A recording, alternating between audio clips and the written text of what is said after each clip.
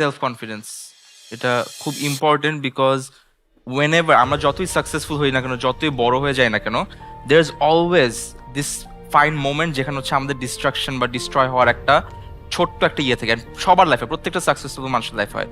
ওই টাইম থেকে কিন্তু most of the people become irrelevant. এখন তোমার মধ্যে যদি সেলফ কনফিডেন্স না থাকে যে আই ক্যান ডু ইট, তুমি কখন ওখান থেকে বের হইতে পারবে না। কেন? বিকজ যখন আমি কালকেও বলছিলাম যে হাতি গর্তে পড়লে পিঁপড়াও লাথি মারে, তো ওই টাইমটাতে কিন্তু সবাই লাথি মারা স্টার্ট করে, ওই টাইমে কিন্তু সবাই ভেঙে পড়ে। আমার বেলায় আমার কাছে মনে হচ্ছে যখন পুরো বাংলাদেশ ক্যান্সেল কালচার আমাকে ফেলে দিয়েছিল, পুরো বাংলাদেশ আমার এগেনস্ট, অ্যান্ড ওই মোমেন্টটা একটা ইয়াং ছেলের জন্য কিরকম এটা হচ্ছে বলে বোঝানো impossible.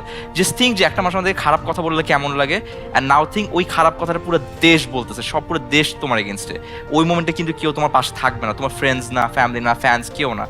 Only you can fight মানে উইথ দিস একা।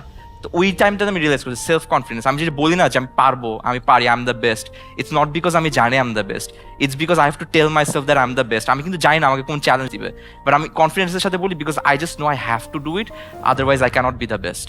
সো আই থিঙ্ক সেলফ কনফিডেন্সটা সবচেয়ে বেশি ইম্পর্টেন্ট। Wonderful words.